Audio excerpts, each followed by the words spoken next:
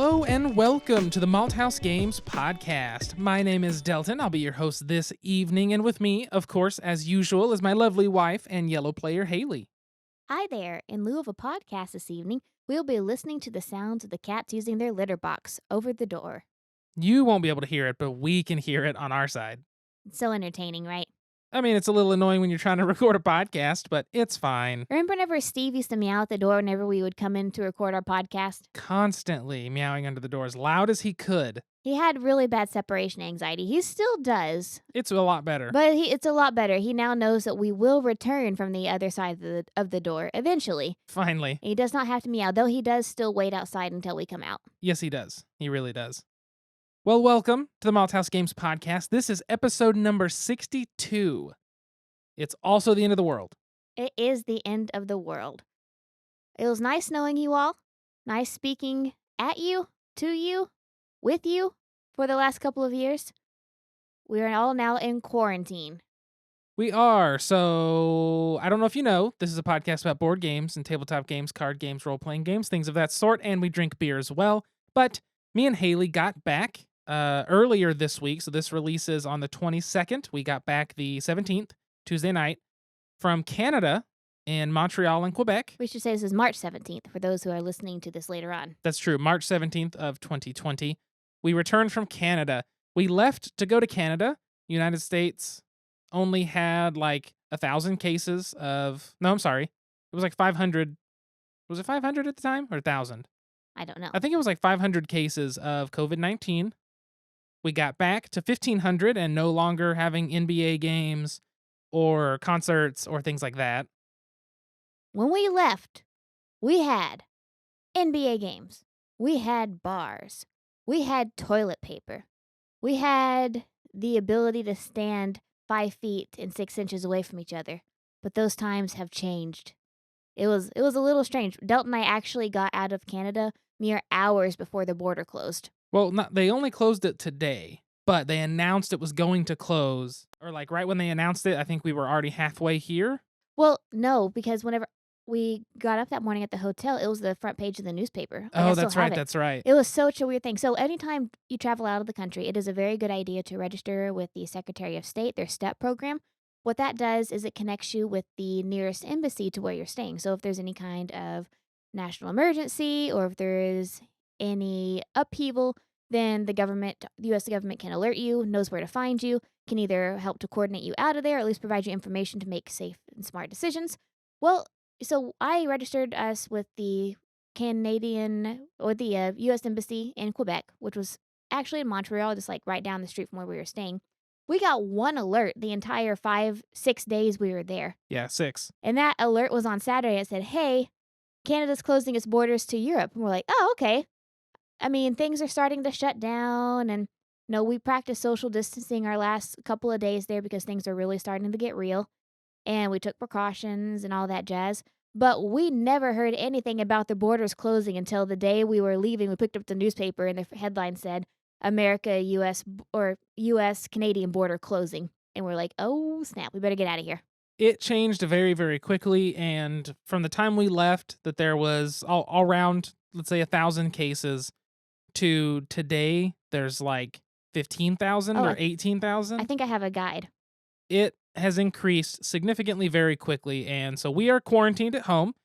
I've only had to leave the house 2 times. 1, I had to drop my check off to make sure I got paid. And 2, I had to sit in my car and let somebody bring me out a laptop so I can work from home for the next 10 business days until I can go back into work after a 14-day quarantine, as long as there's no symptoms come up. So we are home and safe, and we hope everybody that's listening and their families are also home and safe, because it's kind of crazy what's going on. I don't want to dwell on it because it's been a lot of negative news, but that's kind of part of what was going on with our Canada trip. So moving past that part, let's talk about the positive parts. Montreal is by far one of the coolest cities I've ever been in, and I want to go back in the summertime, me and Haley talked about, to go see all the big open markets and things like that. So I don't know if you all knew this, but Friday the 13th, was Delton and I's 5-year wedding anniversary. Woo, 5 years. Which is absolutely insane. We've been together for 8 years this year, married for 5. 5 years ago, we eloped at Voodoo Donut Shop in Denver. $250 for a legal wedding and a box of donuts. Heck yeah. It was a bargain. And so we spent our anniversary in Montreal eating vegan sushi, and the next day getting massages. And we went to a former convent turned bar. It was just a grand old time. But mostly we just walked around, ate, and saw sights. We just walked the streets of Montreal, as we soon learned. It's not Montreal, it's Montreal. I'm sure I'm still butchering that. But really, we had a great time. And so far, we've actually made the most of quarantine as well. So before we get into what we've done in quarantine, do you want to talk about the beer? I will in a second. Montreal has great vegan food, absolutely fantastic. But one of the things, before we talk about the beer, that I wanted to bring up, some of you listeners may be gluten free. Some people have celiacs, some people have an allergy, some people just prefer to live that lifestyle, how we prefer to live vegan, even though we don't have an allergy or something. We found a gluten free beer company in Canada called Glutenberg. And Glutenberg actually is distributed through the United States. You can't get it in like Oklahoma, Texas, but Missouri has it. Most of the East and West Coast has it. Every bordering state, except for, is it Wisconsin? That's between the two pieces of Michigan. Wisconsin did not have it, And then and like Idaho Montana and didn't have it. Montana. But a bunch of other states do, and it was fantastic. I've never had a gluten free beer that is so tasty, and they even have a gluten free non alcoholic one as well. And they've got like 7 different styles, but we had one and it was very good. Absolutely delicious. We had it at a place called Kupfer and Kim in It Montreal. was a completely gluten free vegan restaurant. Unless you like, I guess a couple things on the menu were marked as having wheat or gluten in them. It was very interesting. But that beer, if you're gluten free, is definitely worth checking out if you can find it. And so what are we drinking today, honey bun? Today, we are cracking open a Sierra Nevada Bigfoot barley wine. Now, I think we've drank one of these on the podcast before. I think maybe both these beers today. One, we didn't stock up on beer before the quarantine happened for us. But two, And we have a supply of beer. we do, and we need to get through it. This is a Bigfoot barley wine ale. This is from 2013, and we've been aging it. It is 9.6 alcohol by volume. To read their description, Bigfoot is a beast of a beer, brimming with flavor from massive amounts of roasted malt and spicy hops, brewed in the barley wine style with a rich, bittersweet body and whole cone Pacific Northwest hops. So Delton had bought me this 4-pack when I first started drinking beer about a year into our relationship.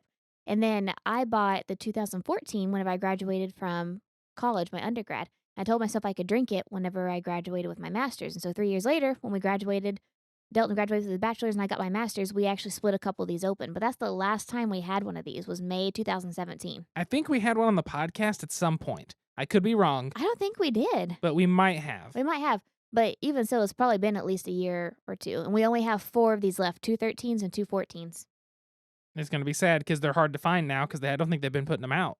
But just to celebrate our 5-year wedding anniversary and the end of the world, we figured, we might as well drink it. Prost. Zum Wohl. Now, when we say end of the world, of course, the podcast is going to keep going and things like that. We're making ourselves laugh about a big situation. Just keep that in mind. Yeah, this is a serious situation. Social. Wow. Social. Wow. Socially distance yourself, There you go. everybody.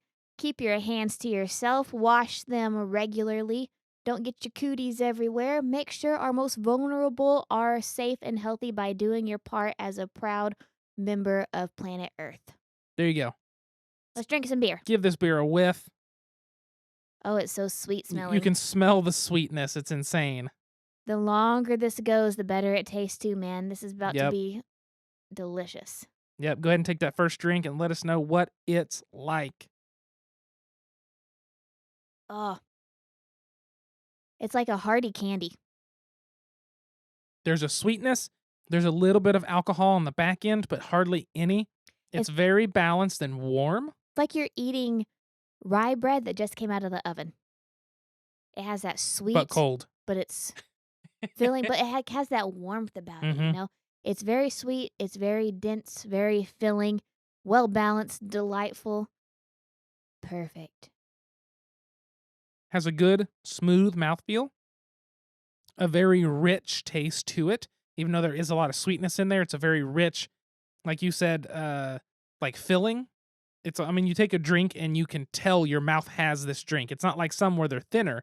It's not that this is thick either. It just has a full, robust feel. A robust, full Very, body, very good. If delightful. you can find Sierra Nevada Bigfoot, we highly recommend it. We've had 2013 and 2014, and I think we drank a whole 4-pack of 2015 at some point. Yes, and I haven't But seen it since. It's been 5 years since I've seen it on the shelves. it's usually seasonal, but I haven't seen it in the past several years. So while we're drinking this, do you want to talk about what we've been doing on quarantine so far? So far in quarantine, I've been watching a shitload of Naruto. Because I have to work from home and I work on a laptop that we do like a whole, safety VPN, this and that, confirm through a dual verification on my phone. And it goes to my computer and I can work from my work computer and do what I can. So I'm basically checking emails and doing stuff like that. So if there's not anything to do, I'm just kind of sitting and waiting. So I've been watching a lot of TV, which has been nice because it's not that different than normal work, but I guess they've been paperwork busy and I feel bad, but they won't let me come to work. So I just kind of have to, fight through it. But I've been doing that. And then in the evenings, I've actually been playing video games again. I was playing the Witcher video games for a while, very hardcore. Beat the first one. I've gotten a little while into the second one, and I just went too much too fast, so I had to start playing some other stuff. And I'm now playing Destiny 2 since it's free, and I have several friends, Andrew and Elijah, that play, and I've been able to play some with them, and it's been good. Ask Delton how long it was from the time he landed in the United States to the next time he showered. So when we landed Tuesday night, I showered because we were like, let's wash everything off. Let's keep our clothes in the garage. We'll wash them as we go. It's also when we found out our dryer belt had busted and I had to order one to replace the part as well as another part I went ahead and swapped out. Anyway, showered Tuesday night, and I finally showered again last night, which was Friday night. Which was after midnight, so technically this morning. It was like 1 a.m. after I got done playing Destiny with Andrew. He was wearing the same jammies and everything. He just lost all sense of time. I saw someone post on the internet that we're living in a time right now that feels like December 26th through January 1st. Like that You weird just don't time. know what's happening. You don't know what's happening. Nothing makes sense. All your weeks are off because there's so many holidays, and that's what we feel like right now. Well, the issue is working from home. I'm out of my routine. We wake up, we make breakfast, I shower, I get around, I drive to work, I show up late, but I clock in anyway, and then I go to work. But now it's just like I get up, we make breakfast and eat, goof around a minute, brush my teeth. If I remember to brush my stinking teeth and not just wait till after lunch, and then I go to work on the laptop, and so the routine's broken. It's a little weird. Haley has been working and working from home some. Yeah, I had to go in my first day. I gave everyone conformed consent, like, hey, I just traveled to Canada. You don't have to come in. If you do, we can do phone check-ins if you don't want to come in. But no, I had to go in. I'm a mental health professional. I'm a therapist. I have to be professional at times, not just drink beer in my jammies on a Saturday night recording a podcast. So I did have to see a few clients in the office. However, I am starting to see everyone online starting this next week, which is great. That way you can truly stay home. I can truly stay home. I can socially distance myself and still, see my clients and give that treatment and whatnot. But in the meantime, I've been seeing clients, working from home, editing podcasts for the company I work for, Edmond Counseling Professional Development. We have a therapist podcast, and we're just cranking out podcasts for therapists like crazy. And also tilled my garden today, got my flower raised bed all cleaned out and dug it down about 8 to 12 inches all across and tilled that land and raked it out all smooth and got some herbs planted. And tomorrow we're going to plant some taters. We're going to plant some cold weather lettuce, and we're going to start some carrots.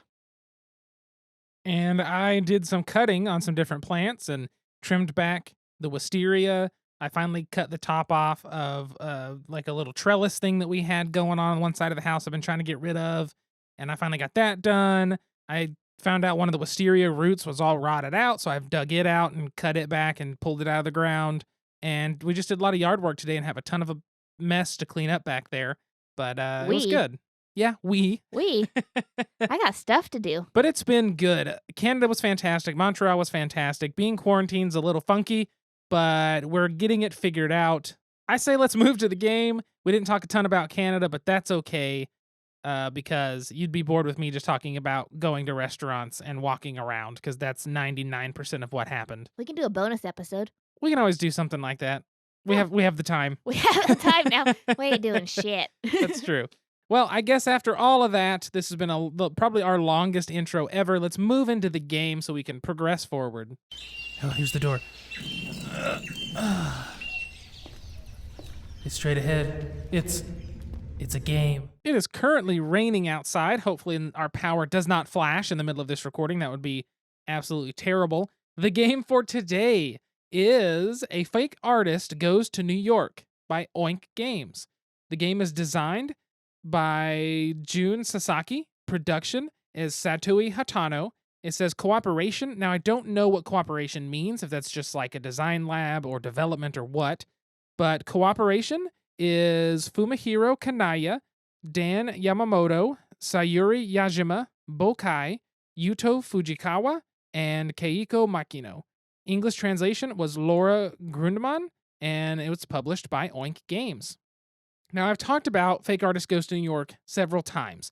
It's a very, very good party game. It only lasts like 10 minutes. It plays for 5 to 10 players. Now, this is one we don't get to play very often because of the 5 minimum, which stinks, but it's a very good game, and so I like having it around. It's a small box. It's easy to carry to parties if anybody wants to play it. The way A Fake Artist Goes to New York plays is very simple. So you're going to have 3 different types of people. Somebody will be the game master. That person will not participate in the drawing during this game. Somebody will be the fake artist. They do not know what they're drawing, and technically they are teamed with the game master. And then the artists are everybody else. The way the game is going to work is the game master will pick a category, and somebody will pick an item. So your category could be like home, right? So an entire house. And somebody can pick an item that you're actually going to draw. I mean, it's all the game master. So the game master can give the clue of home, and then he can pick an item for the artists to draw that is like a stove. That makes sense. The fake artist will not know that stove is the clue, but they will know home. Everybody else will know stove. So what happens is, one at a time, people pass a single piece of paper. They all have different color pens, and they will draw without picking their pen up. They can draw as long as they want, as long as they don't pick up their pen, to draw a stove. Now, the key here is they want to, after 2 rounds of that paper going around the table, be able to point out and call someone the fake artist and say, you didn't know what you're doing, you're the fake artist. The fake artist wants to be able to participate well enough that nobody else suspects that they are the fake artist. If the fake artist can pull it off and say that nobody else caught them, that they didn't get called out, then them and the game master win.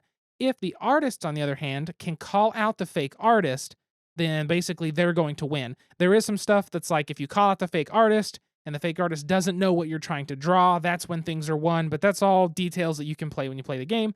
Essentially, it's everybody's drawing one thing, you draw a piece of it at a time, and one person has no clue what they're drawing, and you're trying to figure out who that is. So that's the whole game. It's very simple to play, but it's also very fun and difficult, especially as the fake artist.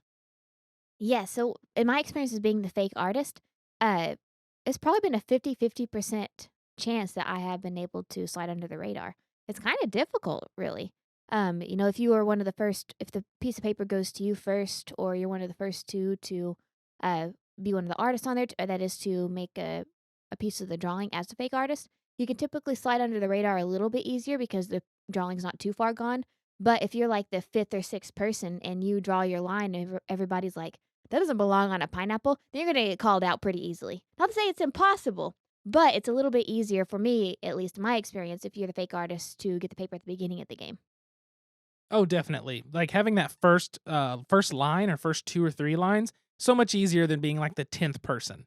It really is. But I don't know, because being the 10th person, though, depends on how much everyone else drew.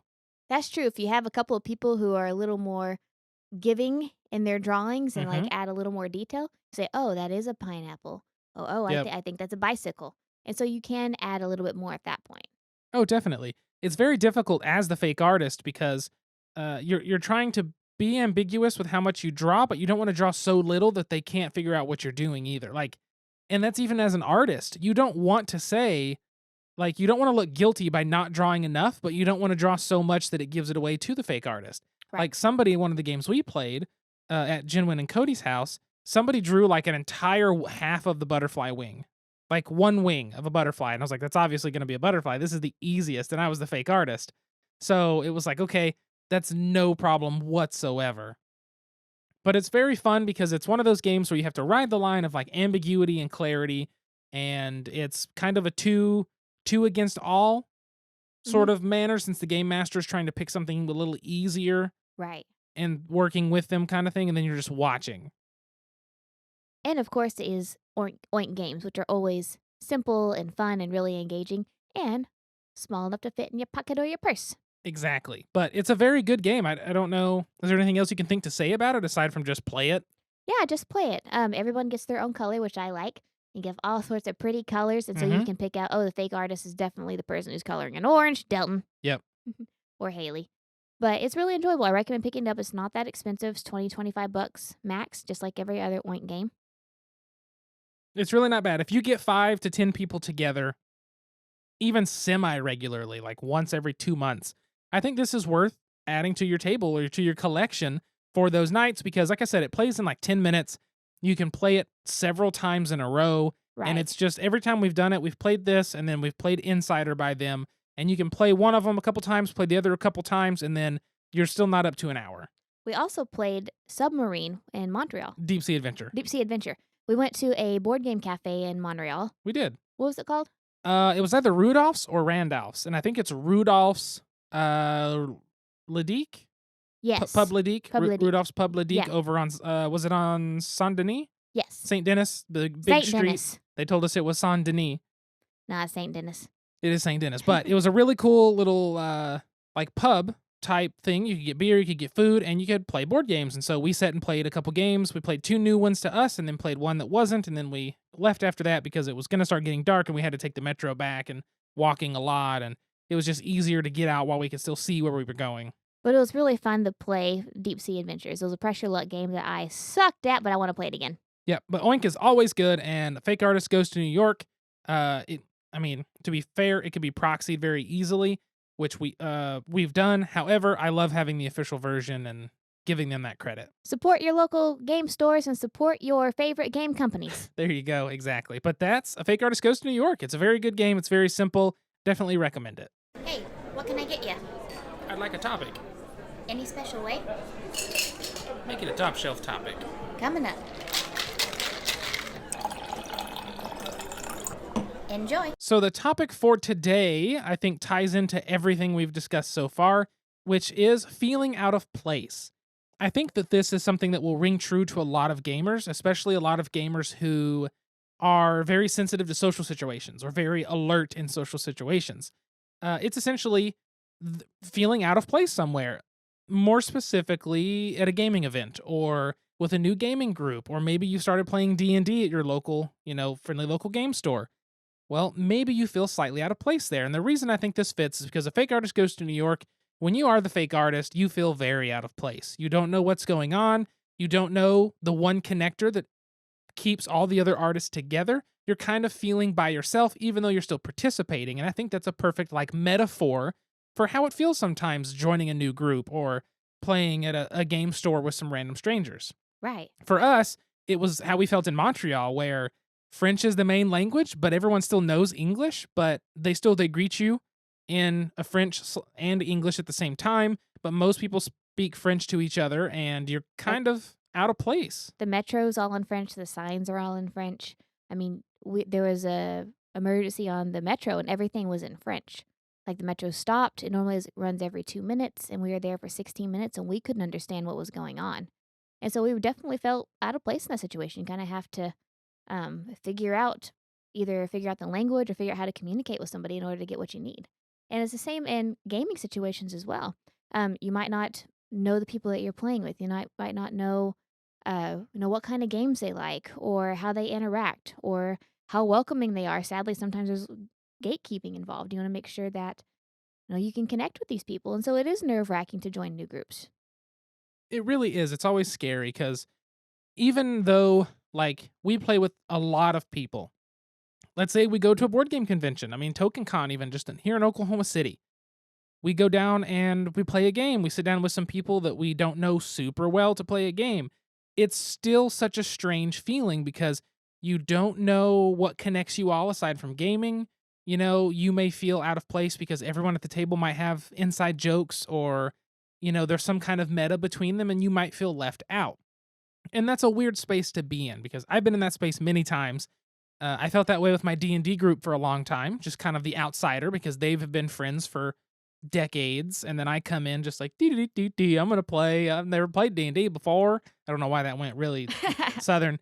And I mean, it's a weird feeling, but I think the main way to get past that is to start first off talking to people, finding things that connect you all. That's a big thing. But immersing yourself in those environments as well. Yes, Like, for me, I mean, it's my job to build rapport with people, right? that's for sure. Like, I have to be able to make those connections as part of my job, and so that helps me in my day-to-day life, but still, it can be nerve-wracking. I'm definitely a lot better at it now that I'm a mental health therapist and I connect people all the time, or at least try to, but it can still be nerve-wracking, and it can still be difficult even for me. I know we joke about I'm the social butterfly in our relationship, but it can still come about awkward situations, awkward conversations. You can try and just completely fall flat. It's very true, and I mean, the key to keep like the main thing to keep in mind is that that's okay. Yeah, that's not the only social group in the world. No, not at all. If you don't click with somebody automatically, it doesn't mean one, that you're never going to click with them, or two, that that's the only chance you had to make a friend or make a connection. Yeah, exactly. It's not like that if that group, even if just the group as a whole doesn't work out, it doesn't mean that's the end of the world, and it doesn't mean that's the last group you're gonna, ever try to be with. You can go to another group, and somewhere you'll find people that work. But in those situations, it's finding connections with people.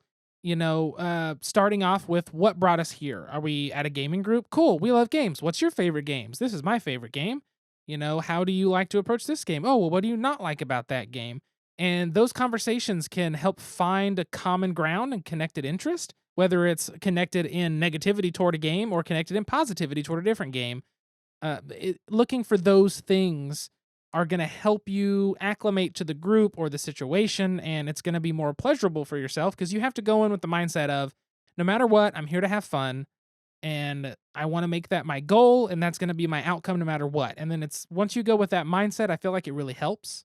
Yeah, and plus, everybody feels socially awkward. Totally. Everybody's looking to make connection. It's very rare that you have a group of people or a single individual who's like, nope, I have enough friends.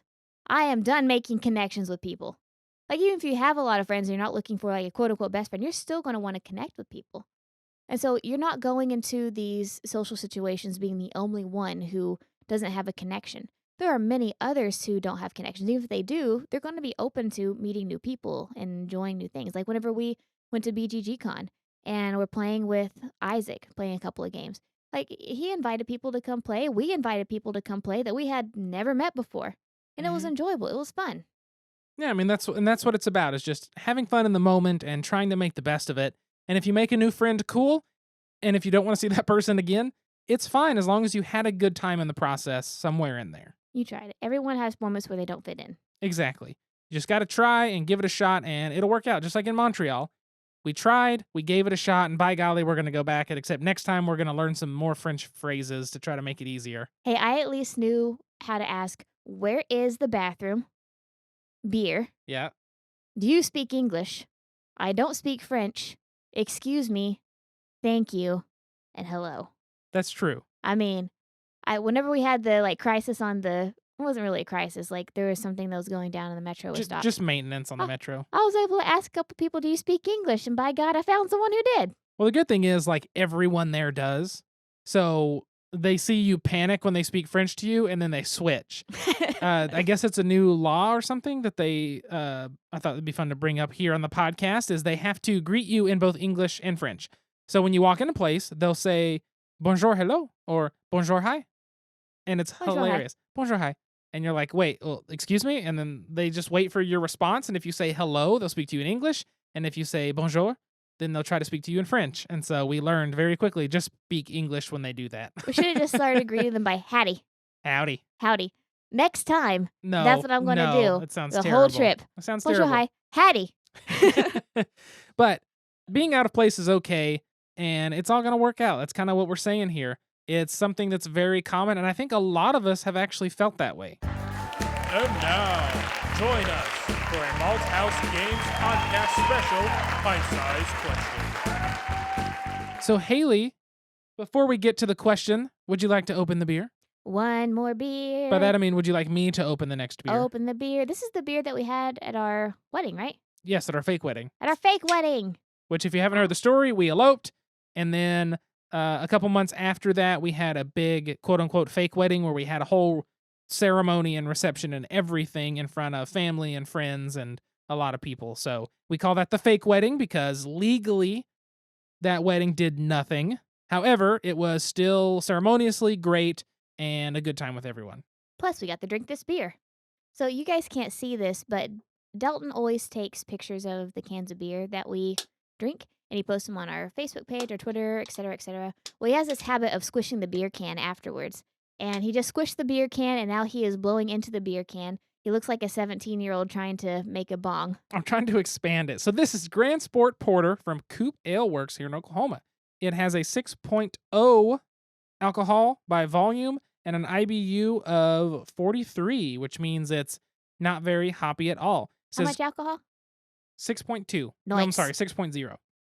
Grand Sport is a robust porter marked by its finesse and distinct malt backbone. Aromatic notes of chocolate and roasted coffee complement the full-bodied mouthfeel derived from a healthy addition of oat flakes. Dark, roasty, malty, splendid. Grand Sport Porter. But yes, we had this at our wedding. We had a small keg.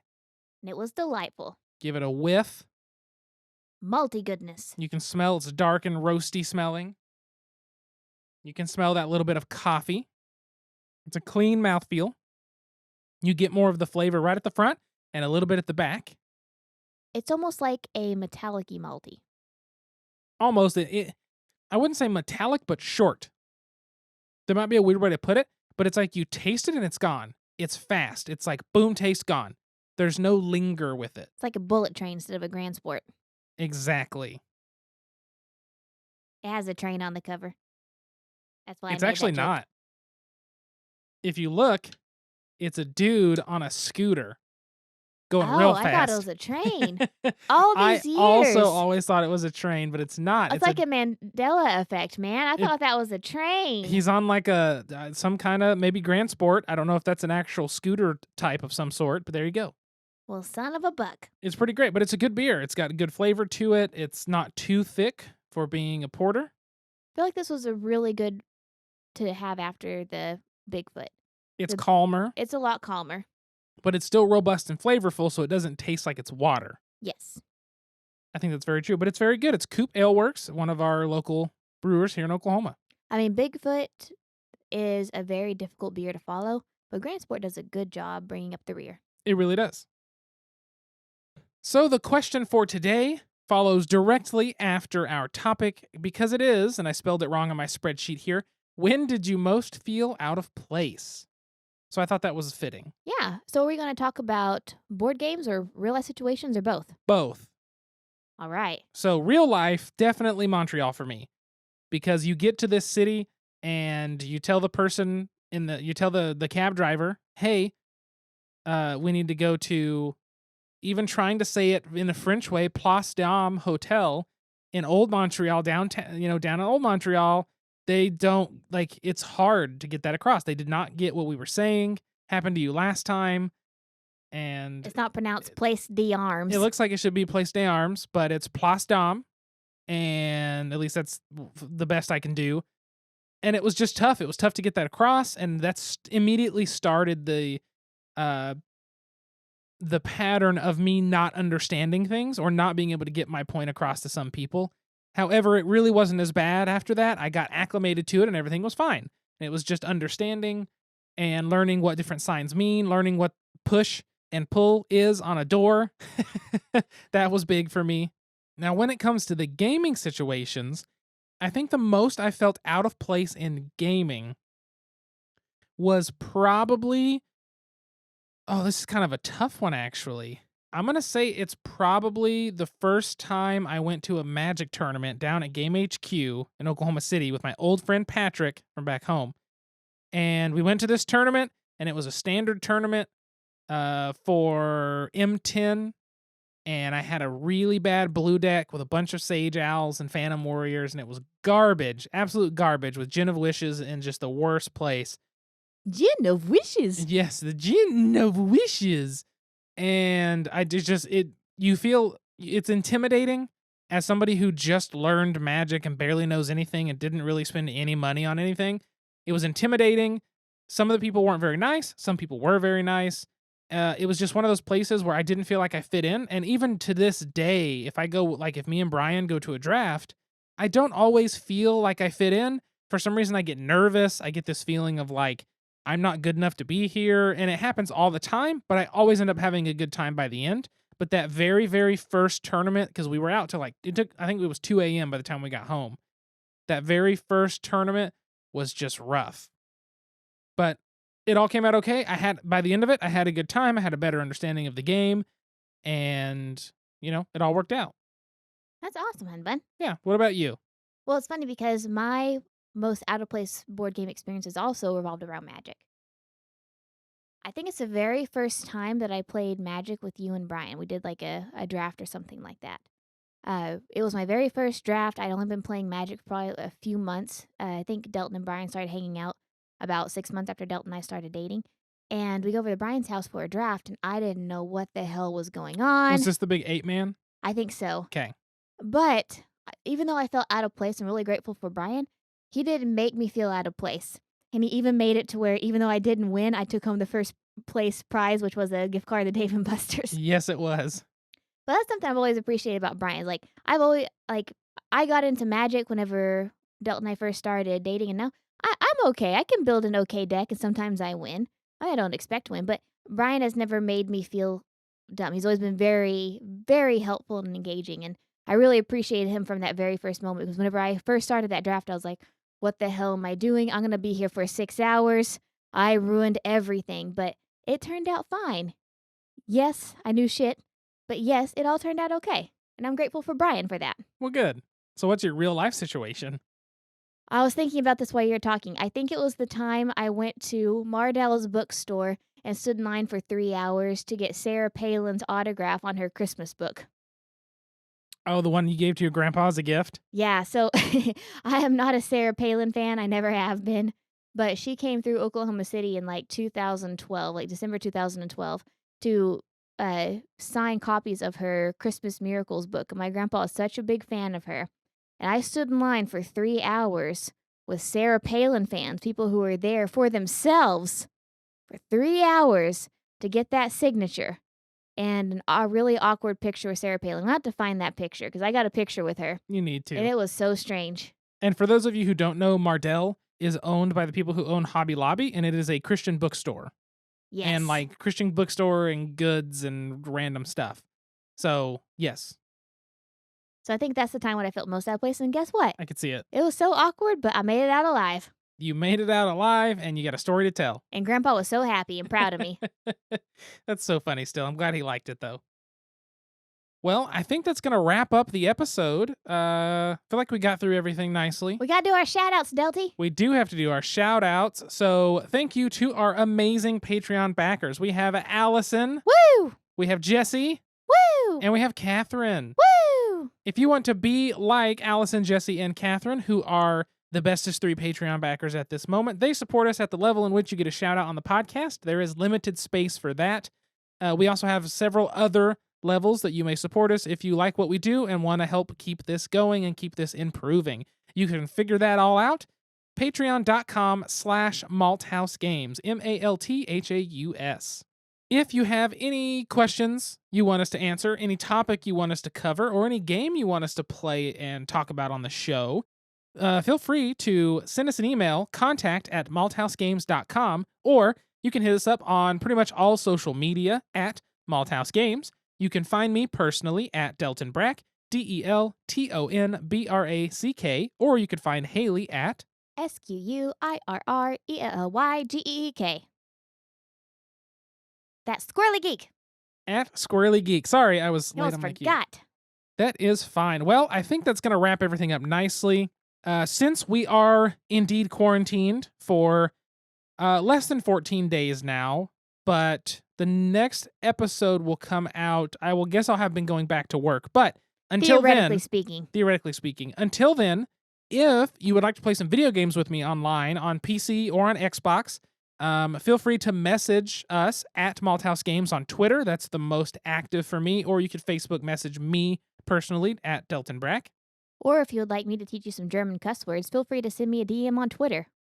That's very true. But I have been playing Destiny 2 right now, but I'm willing to play some other things if I own them or whatever. We can figure it out if you're bored and want to play some games because, by golly, video games are helping right now.